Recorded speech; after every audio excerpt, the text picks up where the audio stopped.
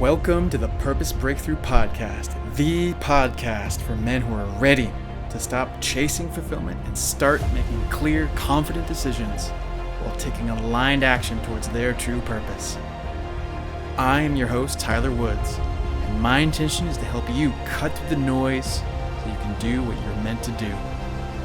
Let's dive deep. Break through to the life you were meant to live. I'm Tyler Woods, and today I'm joined by a wonderful special guest, Mr. Jim Bernardo. Thank you so much, Jim, and welcome to the podcast. Yeah, thanks for inviting me, Tyler. Good to see you. Yeah, absolute pleasure. So always the big question is, who are you? What are you doing in this world? And why is it important to be doing what you're doing? Well, there's a big question. Who am I? In the very simplest of terms, I'm a 64-and-a-half-year-old man who has been on my own personal growth journey for most of the last 10 years. A friend of mine argues that I've been on it for a lot longer than that, but let's just say that I've been aware that I've been on this personal journey for about the last 10 years. Started for me, Tyler, with an organization you're familiar with called Mankind Project. For people who are listening who may not know what that is, it's an international organization that, said roughly is about emotional maturity and healing for men. And, the sort of foundational event is a weekend experience that is loosely patterned after the cultural mythology of the hero's journey. So, a separation from community, a descent, an initiation, an ordeal, an initiation, and return to community. I went through my weekend in May of 2016, 15, somewhere in there. And, I dislike the word transformational because I think it gets so overused to be meaningless. And my experience that weekend was transformational. I mean, I literally walked away from that weekend feeling as though I had been sleepwalking through my life for the first 55 years. And, as I said, that began a journey that continues to this very day. And, within a couple of years after my weekend and going back and staffing other men's weekends and sitting in men's groups associated with the Mankind Project, I became aware of a need or a desire, I think, to learn how to help men through trauma, particularly childhood trauma. And so we taught men in the project that, if you're facilitating another man's work, to be careful not to traumatize or re-traumatize him because we don't specialize in, trauma. And so I decided I would. And, I sat through a certification program to become a trauma recovery coach. And, everything sort of coalesced. Obviously, as part of that program, I got to uncover and deal with my own childhood trauma. That was a little bit of a rough path, but here I am. I'm in many ways, a very different man, and at the same time, the same man that I was 10 years ago. But a more happy, content, emotionally mature, in control of my life guy than I was 10 years ago. So you mentioned that when you came into this Mankind Project that you were sleepwalking through life. Tell me a little bit about how that showed up for you and how you see that in the world as you've kind of come full circle to be on the other side of this. Yeah. So you know this because you're a Mankind brother. One of the things that they do when you arrive at the event on Friday afternoon is they take a picture of you. And then they take a picture of you on Sunday afternoon when you're leaving.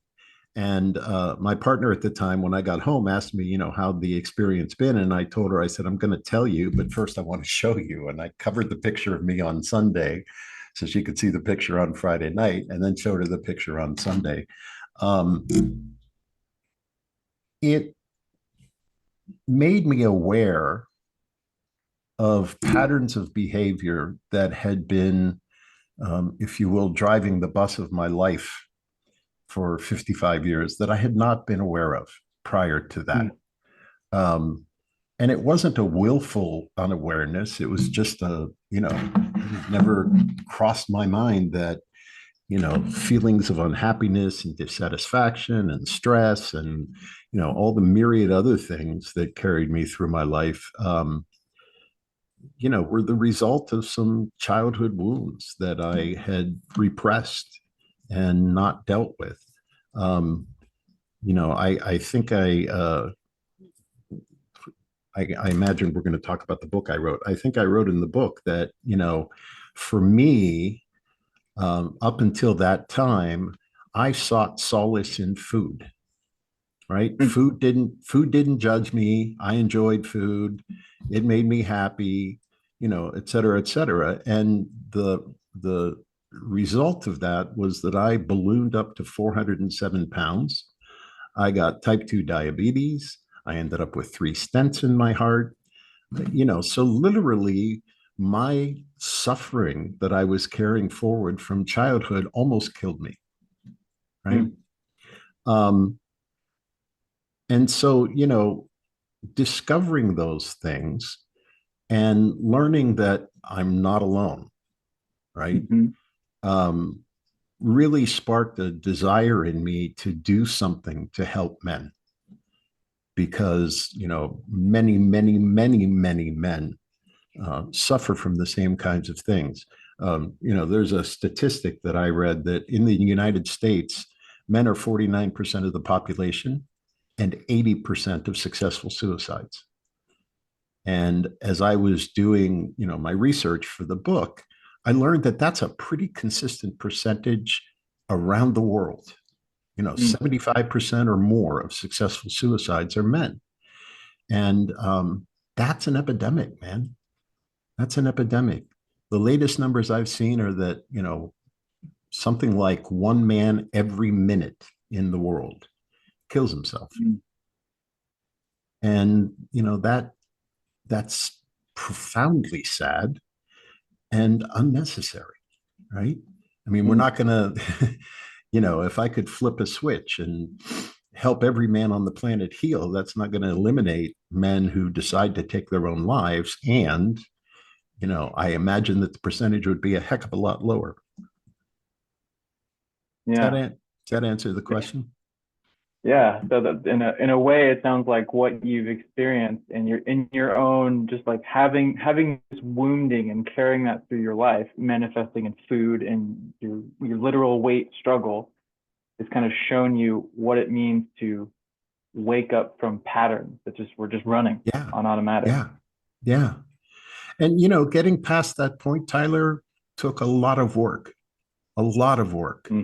It took reparenting my little boy, literally a process for me of, thanking him for taking care of me for all those years and protecting me, expressing my admiration for the strength that it must have taken, from childhood through 55.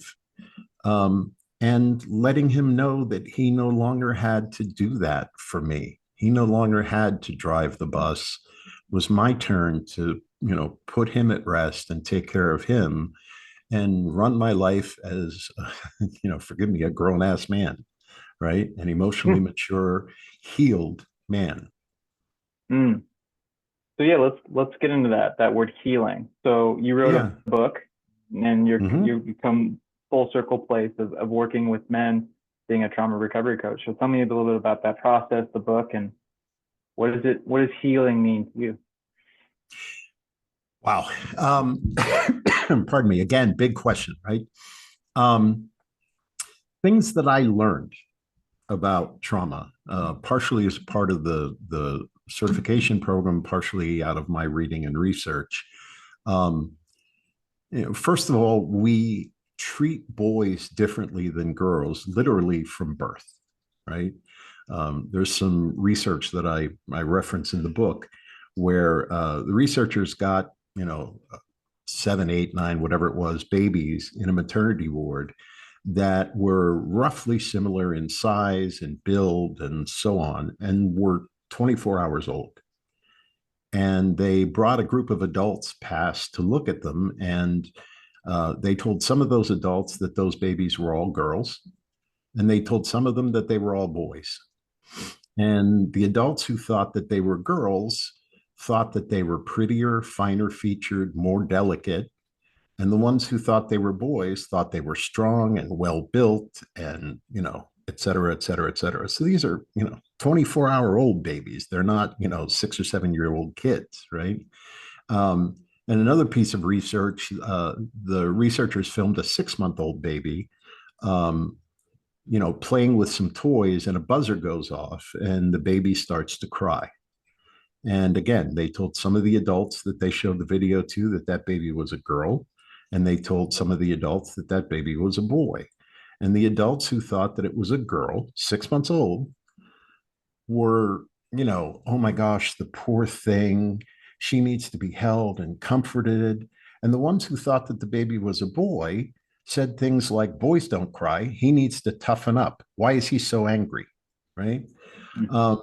So, we teach children, and it's not anything intentional, I don't think, but we teach children differently depending on whether they're boys or girls. And we teach boys in particular that demonstrating emotion is not okay. Demonstrating anger, which is an emotion, is a masculine emotion. That's all right. But weakness, needing support, needing emotional help, vulnerability, crying is not okay for boys. So, the if you will, the seeds of the book began with my weekend experience in Mankind Project many years ago. By the way, the book is called Echoes of Broken Skies, and it's actually available on Amazon. Getting men to be able to understand that the source of their dissatisfaction and disconnection and frustration and anger and sadness is rooted in their childhoods is, at first kind of that's a nice idea, right? But in fact, it's true, right?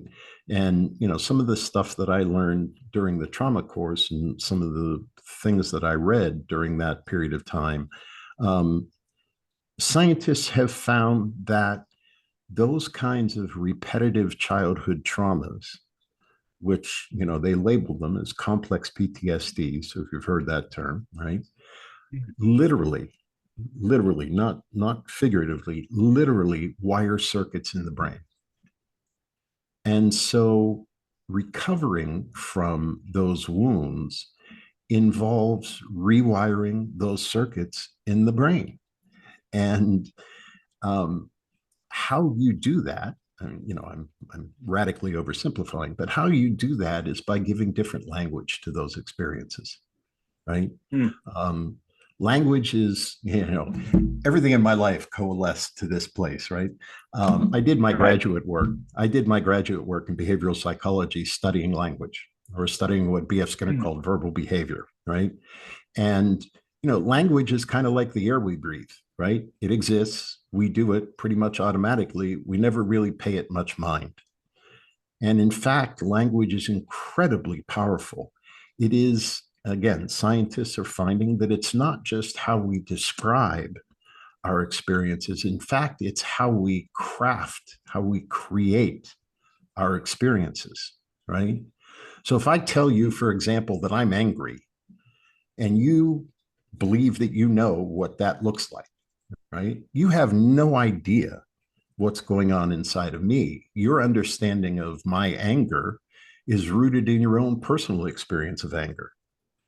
And oh, by the way, I may have no better idea than you do about why I'm angry, right?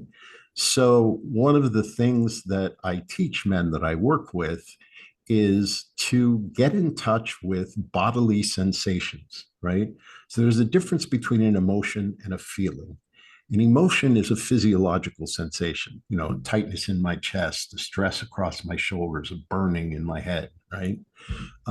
Feelings are the language that I use to subjectively describe those bodily sensations, right? So the way that you rewire those circuits in the brain is by beginning to give different language to the experience, right? So, following with this example, if I tell you I'm angry and you say, okay, Jim, close your eyes for a second and breathe, take a couple of breaths, tell me what you're feeling in your body. Well, Tyler, I feel this tightness in my chest, stress across my shoulders, whatever. And, Mm. when was the first time you remember feeling that way? Oh, when I was a freshman in high school, I got a B plus in English, and my father tore me a new one over the B plus. And I got really pissed off at him because all the rest of my grades were A's. And a B plus was a darn respectable grade, right? But it fell short of the standard of excellence that my father set for me in all things, right? And so what's going on now, Tyler, is you said something or did something or whatever that triggered that unconscious memory in me. And I'm responding the way that I responded then. So it's not about you, brother. It's about me. And, as I can begin to understand that and give different language to that experience, my nervous system begins to calm down. I Mm. now understand what my anger is about, and I can choose to respond differently as opposed to reacting. Right. Mm. Right. Um, That ability to take the time to realize or to actually feel into that, right? See, like that's what mhm. separates these experiences, these intentional weekends pattern off a hero's journey. Actually have so imagine going through life. Sleepwalking is just being like, I'm angry. That's it. I'm angry. Yeah. It's your fault. I'm Yeah. angry. Yeah. And for me, Tyler, the way that used to show up was explosions of rage. And, Mm. always, usually, almost always around the people that I love the most, my children, my wife, good friends, whatever, whatever, whatever. And it was never about them. It was never about them. And, this whole idea of giving a different language to the experiences and thereby crafting a different experience of those emotions. It's not just sort of an airy fairy philosophical concept, right? Yeah. I give two examples in the book that are, two of my favorites. One of them is John F. Kennedy in 1962 giving a speech in which he basically said, we're going to send a man to the moon and return him safely to Earth before the end of the decade. Well, at that time, computers were things that filled an entire room, not something miniaturized that you could put on a spacecraft. And, the fueling systems and the metal alloys for building rocket, all that kind of stuff didn't exist. So literally, JFK spoke into existence man on the moon, right? Mm. Not a philosophical discussion, right? He spoke it into existence. The other example that I Mm-hmm. use in there is Ronald Reagan's speech in front of the Brandenburg Gate at the Berlin Wall, where he said, Mr. Gorbachev, tear down this wall. Well, the Berlin Wall had been built by the Soviets and the East Germans in 1961. And there was never any idea that there was the possibility that it could come down. In fact, people crossing the wall were often killed by East German soldiers, right, as they were trying to escape. But when Reagan spoke into possibility, the idea that it could come down, within 2 years it did, Mm. right? So language is an incredibly powerful capability that we have as human beings. And by becoming more aware of how we speak to ourselves as well as to others, we literally can rewire those physiological connections in our brains. And that is a key step toward healing from trauma, period, but childhood trauma in particular. Mm. Yeah, got it. So is this book, is this like a how-to? Is this like tell me a little bit about the structure of this book and how this process plays into just the way that you use it or way others could use Yeah. it. um, the book is actually not that long. It's about 60 pages, 62 pages, something like that. So it's not a super long book. I tend to be a little bit pedantic. So there's a lot of reference in the book to scientific research. And, I go Hmm. through things like the suicide statistics and healing from emotional trauma and the power of language and all those kinds of things. I do give some techniques toward the end of the book. There are some techniques that, you know, and by the way, I wrote the book for men. And, I've had female friends that have read the book and said, oh my God, this was incredibly helpful to me. Right. And, one thing I say in the book is, one thing I'm not is a woman. So I don't feel that I'm qualified necessarily to understand a woman's childhood traumas from a woman's perspective. Right. And so I wrote what I know about, which was men. Right. Um, and I also put a suggested reading list at the end of the book that, points to all the different pieces of research and ideas and things that I spoke about. Um, yeah, I mean, so it's a bit of a heavy read, I think, because there is so much reference to research and science and, all this kind of stuff. Um, but it's in the service of, helping men understand that, this is not a philosophical discussion, right? This Mm. is a this Right. is a real this is your life, man. And here's how to make it better and become a better man and be the man you want to be and be happy and love yourself and all the rest of that stuff, right? Mm. So when it comes to being the man you want to be, being fulfilled, how does how does trauma prevent that? How does it hold people back? And what how do you work with people to help them change that? Yeah, everybody's experience is different, so I'll speak about mine, right? um, I grew up with a father who I never had any doubt loved me, right? And he was raised by his grandfather, who was, I'll say, typical tyrannical Southern Italian patriarch. My dad grew up Mm. in Italy, right? And long family story about why it was his grandfather, because my grandfather was in the United States, blah, blah, blah, right? Um, Hmm. and my dad came to the States at the age of 16 and a half and met his father for the first time. And my grandfather was a very introverted, laid back kind of a guy. And my father saw that as weakness because he Mm. had learned how to be a man from his father, right? I mean, from his grandfather. So he kind of stepped into what he saw as a void and became the same tyrannical patriarch that his grandfather had been, right? And, as I said, I had no doubt that my father loved me, but sometimes he had my judgment, a poor toolkit as a father, because he Mm. would often fly off the handle about, in retrospect, very, very small things, right? Hmm. Another characteristic of trauma survivors is that, and again, there's research to back this up, right? When somebody is experiencing a flashback of a traumatic event or experiencing a trauma, scientists have found that the right side of the brain, the home of the limbic system, lights up like the 4th of July, right? And that is, the home of the amygdala and the whole fight or flight response, right? And that is an automatic response. It's evolutionarily ancient, right? It developed because I was in imminent danger of having my life ended by a saber-toothed tiger on the Serengeti, right? It doesn't really help in modern life.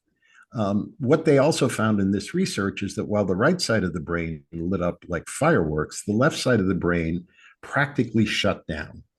And the left side of the brain is the rational thinking part of the brain. It's also home of uh, uh, uh, a part of the brain called Broca's area, which is involved in the production of speech, right? And so what they found was that trauma survivors could often remember a traumatic incident like they're looking at a photograph, but they can't tell you how they felt when it happened, Mm. right? So, for me, again, an example in the book, I remember Mother's Day 1970. Why do I remember Mother's Day 1970? Well, I remember my dad and I were washing our station wagon in the back of the house, and I did something that pissed him off. And, among the other things he said to me, he said, "Remember this day, Mother's Day 1970." Now it's, almost 55 years later. I can see it like it happened yesterday. I remember the color of the car. I remember what side he was on, what side I was on. I remember the fake wood pan, all that kind of stuff. But I cannot tell you why he was angry or how I felt. But I remember Mother's Day, 1970, right? So, Mm. you know, healing those kinds of experiences, you know, my because my dad flew off the handle an inordinate number of times, because that's what he learned was how a man in charge of a family acts, right? Um, Hmm. I learned that that's how a man acts. And the difference, the difference is as an adult, I had the power and the strength to fight back. And so if Mm. my kids did something that pissed me off, I would explode at them. If my wife did something that made me angry, I would explode at her, because I could. And the fact of the matter was, not any of those times were they about my kids or my wife. They were about that little boy inside of me that had learned that a man expresses anger and is allowed to do that because he's in charge, Mm. right? So helping men through those experiences is, the first step in healing is recognizing that you have a problem or that you have a wound, right? And then being able to explore the source of that wound and the responses that you learned to those wounds as a child, and rethinking them as an adult. I'm not in danger of being eaten by a saber-toothed tiger or being, whipped with a belt by my father, right? I'm not in any danger here. So, what's really going on, and how do I actually want to respond instead of just reacting? And the tricky thing, and it takes practice, right? The tricky thing about healing from trauma is that once an amygdala hijack happens, there's nothing you can do about it, right? Because your rational brain just shuts off, and your So, brain begins. the amygdala hijack, that's like when someone says like I'm triggered, right? You're like something has happened and all of a sudden you're seeing red. Well, I mean, if you have the ability to say I'm triggered, you have averted Then the you amygdala avert it. hijack, Yeah. Or what right? that's the place someone would say that I'm triggered. But if it's Yeah, hijacked, you don't even you don't get that thought. yeah, yeah. Because what happens Yeah. is your brain begins to pump stress hormones into your system. Your blood vessels expand to allow more blood to your muscles. Your lungs slightly expand to enable you to breathe more. There are all these physiological reactions because you're getting ready to fight off a saber-toothed tiger or run like hell to avoid being eaten by one, right?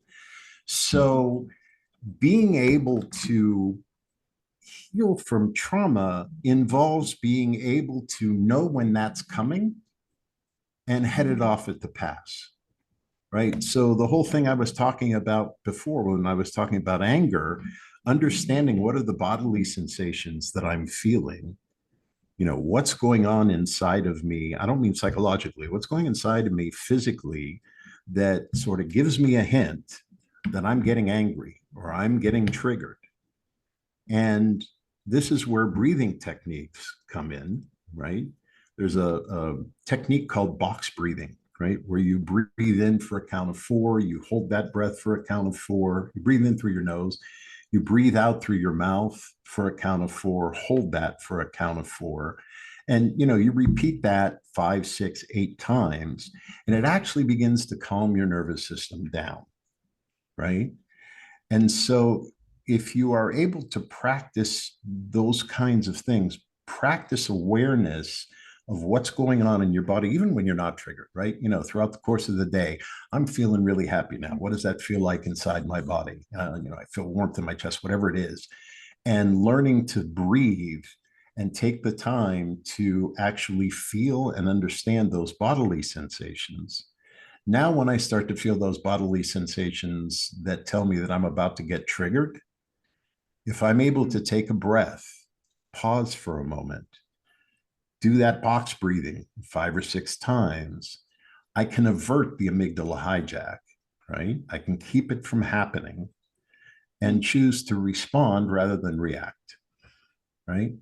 So I actually do this a lot with some of the men that I work with, is teaching them those techniques. In fact, I just did it with a man on Friday, teaching them those techniques to avert the kind of automatic behavior that, they would rather not exhibit, right? I mean, when I would lose my temper and explode, when it was over and I had control of myself emotionally again, I would be incredibly remorseful, sad, upset with myself, upset that I had hurt the people around me. But at that point, it happened. It's done, right? Mm. So how do I keep that from happening in the first place, right? And that really is, an important step. I don't want to say the first step, but maybe it is. It's an important step um, in the path to healing from, emotional trauma. There's a great book that's in the recommended reading list in my book called The Body Keeps the Score, which is about the effects in the body of trauma, right? Mm-hmm. You can tell what the heck is going on by paying attention to your body, right? Anyway, I think I'm being a little bit repetitive. So when it comes to healing and trauma, Yeah. what what's the first step that someone can do when they know, like, okay, I know I've got some childhood stuff. It comes up and I've got these behaviors that I don't like. What's the first step that someone can take if they want to make a change? They've recognized it. Yeah, They got something. if they get to a place of recognizing it, some of the exercises in the book, like the breathing and the, dropping into the body and feeling the bodily sensations can help. Now, by the way, I highly recommend working with somebody who understands that stuff to help you through it, right? Whether, it's a trauma informed therapist or a trauma coach or, somebody who's done their own bunch of personal work and understands a little bit about it. But having somebody help you through it, because as I said, it takes a lot of practice and a lot of repetition. And it takes a lot of practice to get to the point where you can recognize that you're getting triggered and start to avert that, right? And my experience in working with the men that I've worked with is, I've taught them these techniques, and they'll come back and tell me later, I got triggered 4 times this week, and one of those times I actually did what you told me, and I was able to, avert like going over the edge, right? Yeah, so it takes a lot of work. It really does. But the reward for the work is, amazing. I mean, I'm going to make an assertion here.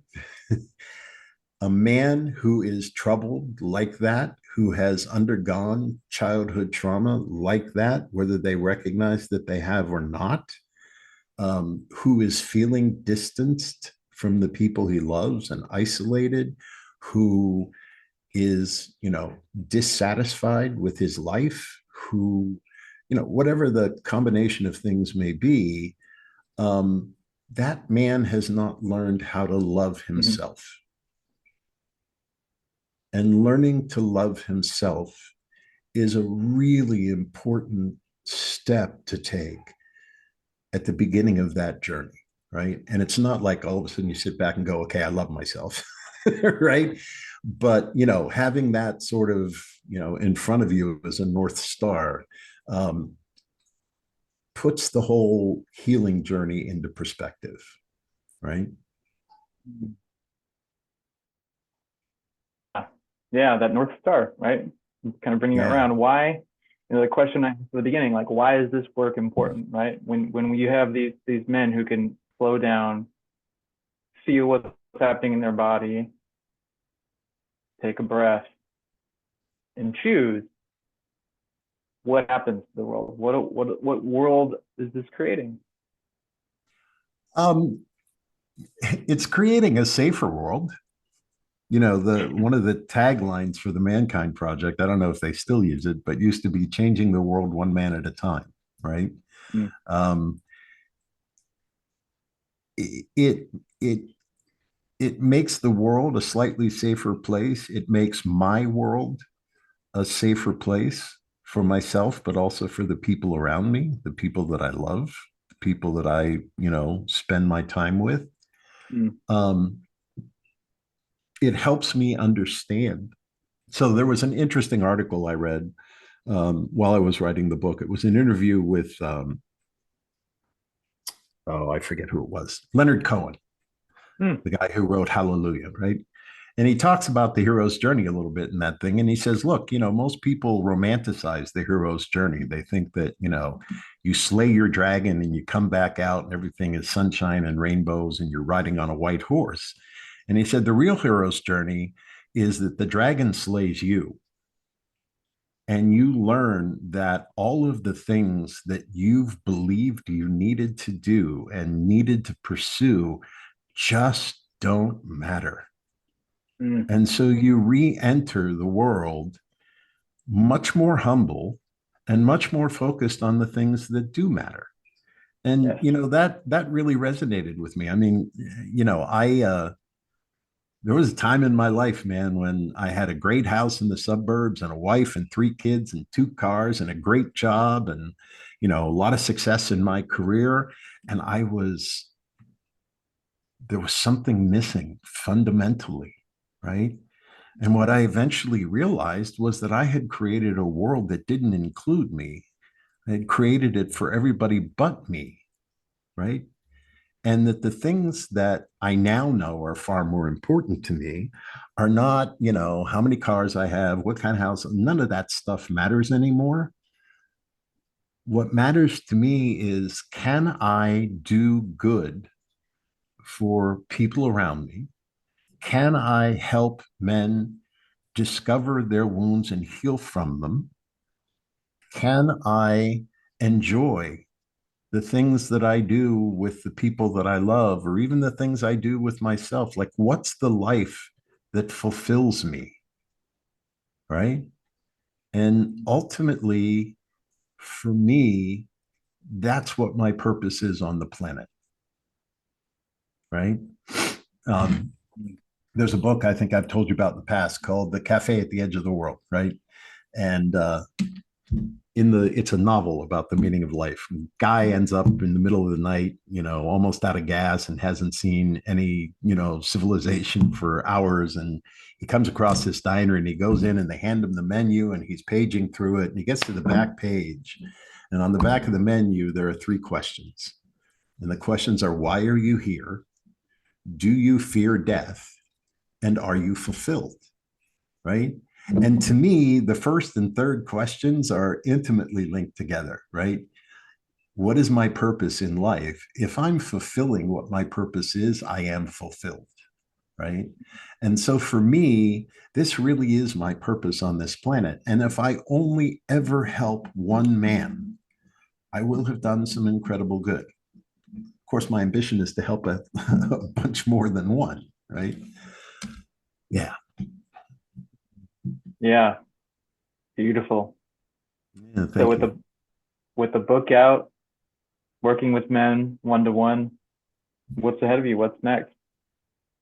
Well, being on this podcast is a important step, right? I'd love to be guests on other people's podcasts. One of the other things that I discovered when I started working on the book Mm. is that, on some level, I'm not, this genius that just figured this all out. There are a lot of people that, have figured this out. There's a podcast called The Diary of a CEO, and he interviewed Jimmy Carr, who's a British comedian whom I love, right? King of one-liners. He's just, he's a very, very funny man. But he came on and he was talking about men and loneliness and woundedness. And I was like, oh my God, there are multiple people out there, and there isn't a day that goes by that I don't see a short video on TikTok or on Instagram, that's got something to do with men hurting, or, men seeking help, or men wanting to be happier in life. So it's clearly um, an issue that thankfully has gained enough awareness and prominence that there's actually stuff we can do about it. So where do I go from here? I want to create my own podcast and start talking about these issues, and have people guest on my podcast. And, maybe you can be a guest on my podcast when I get it off the ground. Doing the one-on-one trauma coaching with men is helpful, and I'm gratified that I'm able to help. But I was going to say it's not where I want to spend my time, but that's not exactly true. I want to have a broader impact than just one-on-one, right? So I'll continue to do that. But I also envision, having some maybe weekend workshops. As I live in Mexico now, in southern Baja, and there's some beautiful spots down here that would be great to host a weekend workshop on reparenting your little boy, or overcoming emotional trauma from childhood, or whatever the topic might be. So that's what I want to build toward, right? I originally thought I wouldn't write the book until I had done that other stuff and gotten some experiences and knowledge under my belt. And then, a friend of mine whose opinion I respect enormously said, no, no, no, no, write the book now. Mm. And so that's why I started with the book. And, now I'm going to build from there. Making a broader impact, one man at a time. One man at a time. maybe 10 every now and then. Maybe right? 10, maybe more. Yeah, I love it. Yeah. Beautiful.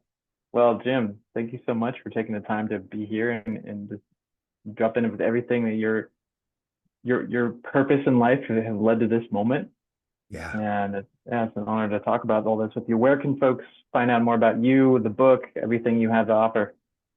Well, the book at this point, as I mentioned, is on Amazon. If you do a search for Echoes of Broken Skies or Jim Bernardo book, you'll find it out there.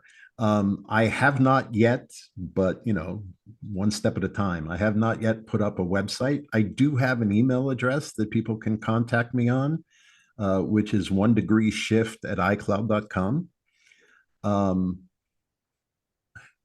1 degree shift is an interesting concept too, which I'll explain in just a sec. But I will be putting up a website and doing all that kind of stuff, and seeing if I can get myself as a guest on some other podcasts to begin to spread the word and generate awareness. Right. The reason for 1 degree shift, so I used to be an amateur pilot, which I stopped flying when my now 27-year-old son was born, right? But there's a rule that they teach you in aviation, which is known colloquially as the 1 in 60 rule. And basically what it says is if an aircraft deviates off course by 1 degree in 60 miles, it will be off course by a mile. And so, the more you deviate and the farther you go, the farther you get in a different direction. So the positive side of that for me, and why I chose that as the email address, is, this journey is not a flick of a switch, where suddenly you wake up and go, okay, now I get it, I'm healed, right? And it is a continuous series of small adjustments. As we talk about the Mankind Project, taking a scoop, one scoop at a time into my work. I like to think of it as an alteration in heading by, 1 degree, and then another degree, and then another degree. And pretty soon you're going in a very different direction from where you were. And for me, that is becoming the man that you want to be, as opposed to the man that you've been trapped being. Yeah. All it takes is that 1 degree. Yep. Just keep going.